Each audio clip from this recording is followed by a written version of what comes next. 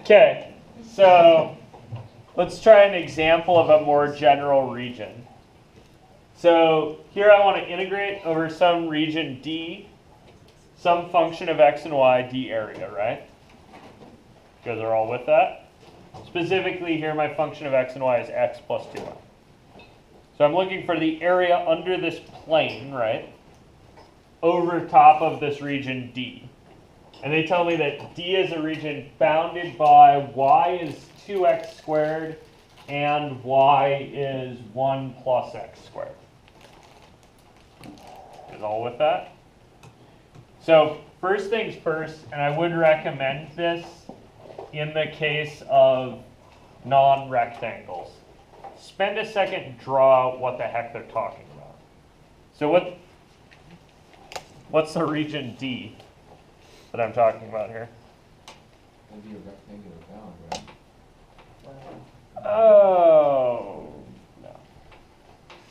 Sorry. It's a region between two parabolas. Yeah, right? You guys see that? It's a region bounded by a parabola and another parabola. Okay, so one of those parabolas is x squared shifted up a unit, right? And then a wider, And then the other parabola is a wider parabola on the origin. negative. Steeper parabola. Okay. At the origin. Yeah. So it actually, yeah. You guys see that? So I got this kind of funny chevron thing. The boomerang. I think this is the Star Trek thing.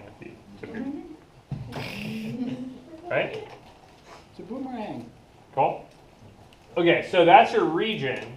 So now I have this thought, right, that I'd like take this thing and do a double integral of x plus 2y d, I don't know, like y and then x or x and then y, right? Okay, and then this is where things are going to matter. So if you go slicing in the x direction first, right? There's going to be some freaking weirdness, right? Like if I make an x slice, there's like this x slice, which is fine, which goes from like -1/2 to 1/2. the left side of the steep parabola over to the right side of the steep parabola. But then it cuts off in the middle. You guys see that? But then in the middle, there's this like weirdness where it goes from the left side of the steep parabola to the left side of the not steep parabola, and then picks up again later. Better do it for the y's. So I'd have to cut this into a bunch of pieces, right? And we could do that. Like, you guys know how to cut integrals into pieces, right? You just split it into the piece and integrate each piece. You could totally do this. It would be a giant pain in the ass, but you could totally do that. It would be better, though, to go like this, right? No interruptions. That was something else. And then I'm always going from the steep parabola to the not steep parabola, right? Like regardless of where that slice happens, it's always from the not steep parabola up to the steep one. Sorry, from the steep parabola up to the not steep one.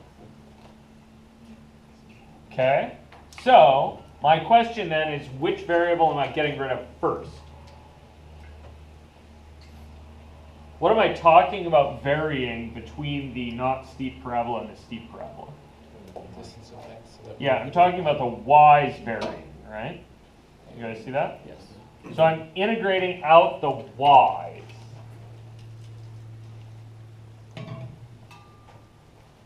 And where do the y's range from? 1 plus x squared to, well actually, no, 2x squared to 1 plus x squared. Good. They start, right, at 2x squared, and they end at 1 plus x squared. You guys all see that? Okay, now, and this is the tough bit, where do the x's range? Where they intersect. Between either. Yeah, you got to figure out where these two guys are, right? It's Don't negative 1, 2, and 1, 2. Okay, so you guys figured out this is negative 1, comma 2, and 1, comma 2. Yeah. Okay, now where do the x's range? Negative 1 to 1. Good. They go from negative 1 to 1. Here's a trick. Once you've accounted for the variable you're first integrating, right? You can smush onto the variables that are left. So in this case, that would look like I'm going to take this picture and smash it onto the x-axis. And I'm going to get some stuff in here, right? It's going to start at negative 1 and go to 1. You guys see that? Like, if I take my blue region here, my chevron shape, and I smash it onto the variable that's left, I'm going to get this thing. And so my bounds are going to go from negative 1 to 1. That seems like a really stupid trick here, right? You guys with me on that? Yeah. But when you've got 3 variables, right? If you figure out what the z's range from, then you can smush onto the xy plane. And then you could play this same game there, and then you can smush onto the either x's or y's, whichever one you get rid of, or whichever one you leave, right? Whichever one you don't get rid of. And then you can do this same thing. That's cool with that? Okay. So I got this dx, right? Now, can I actually evaluate this thing? Like, let's practice. Yep. How do you do this? So, what's going to be left here? What am I doing first? Then roll dy. Yeah, you're doing the dy bit first, right? So I'm going to be left with a integral from -1 to 1 dx, right?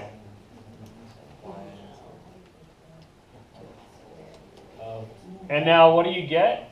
xy plus y squared. Xy plus y squared Integrated, evaluated from.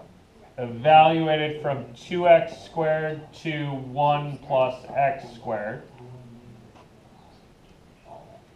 You guys with me on this? What category of object is this stuff? What's just you want to go after? Definite interval.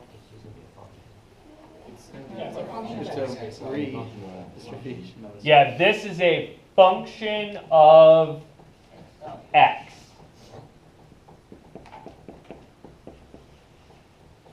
You guys cool with that?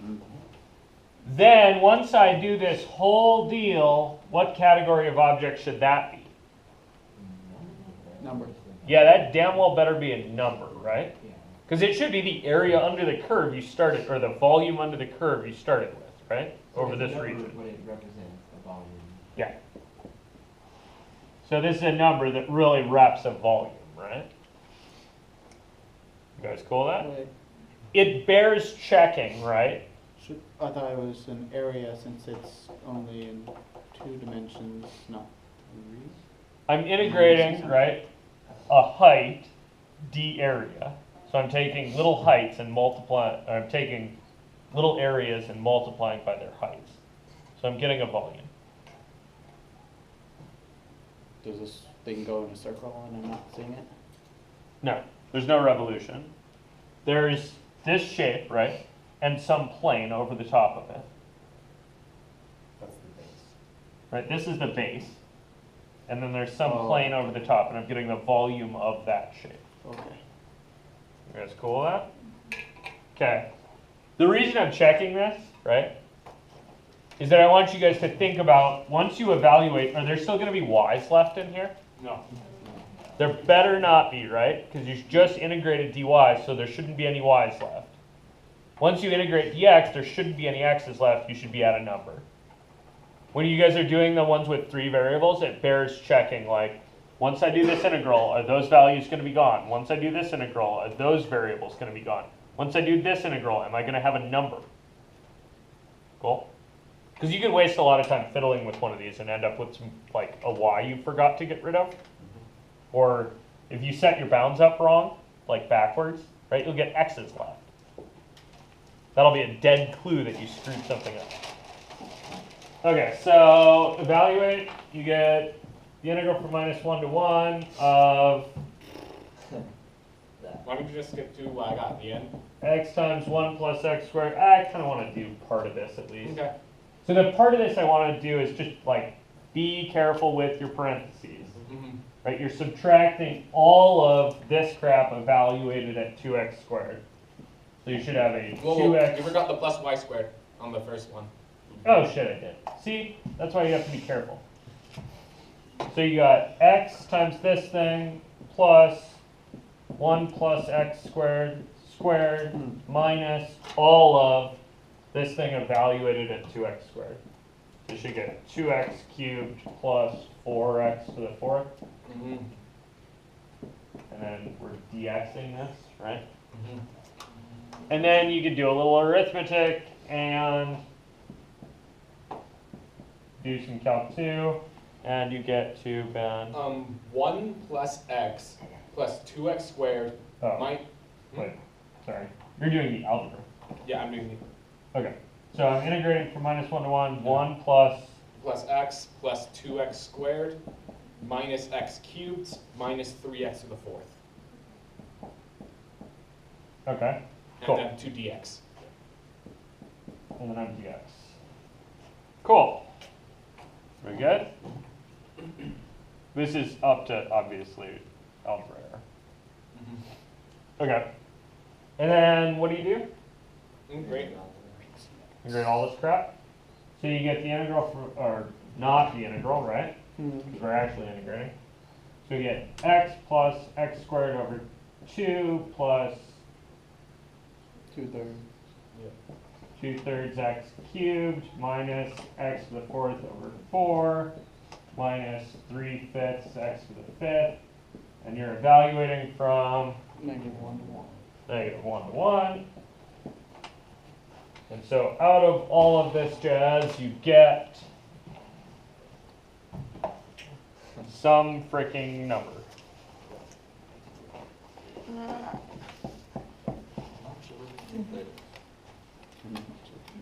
Cool? What does that number represent?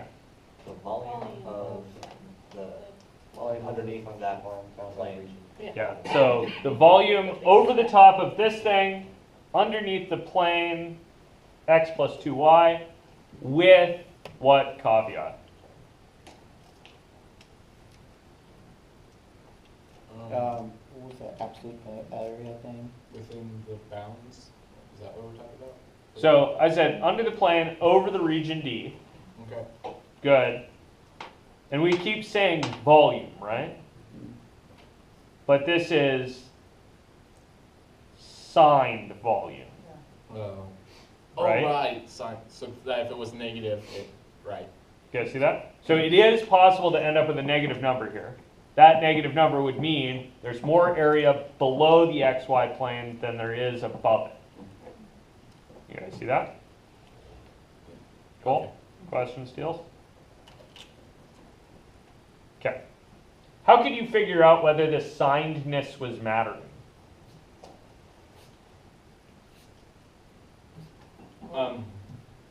Look at the function that you're integrating and see if it's sometimes positive and sometimes negative. Yeah, exactly. You guys cool with that? Yeah. Okay. So you could chase that out. Cool. Questions, Steels? Was this the only way for me to set up this integral? No, we could have set it up the other way, right? We could have done dy dx, but it would have been really annoying. You would have had 2, right? Yeah, we would have had to break it into 2 pieces because the bounds would change. Also, keep in mind, there's a tendency to try to exploit symmetry with something like this. It's not that, it's not the region that has the symmetry, it's the plane that needs to have the symmetry. Yeah, it's the function that needs to have the symmetry, not the region. So you can't exploit symmetry on something like this and just, oh, well, we'll just integrate over the right half and then double it. The heights are different. You can't. Unless you're dealing with a function. that's Yeah, unless you can symmetrical. convince yourself that that thing's symmetrical in one of the variables, in which case you maybe can do this. That is not, so don't. Could we take this to a normal integral if we integrated 1? And it would find that area?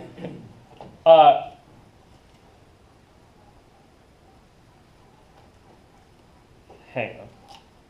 Ask that question again then? If our function was 1 instead. Oh, that would if give this us- function was 1. Yeah, Yeah, if this function was 1, then you can exploit symmetry, right? Because the function 1 is symmetrical. You guys see that? Like it has the same height across on this right-hand side as it does on the left-hand side because it's symmetrical in x. and that just gives us the area of those two. Yeah. And this function's not symmetrical. So. Cool? Questions, Steele? Sure. Alright.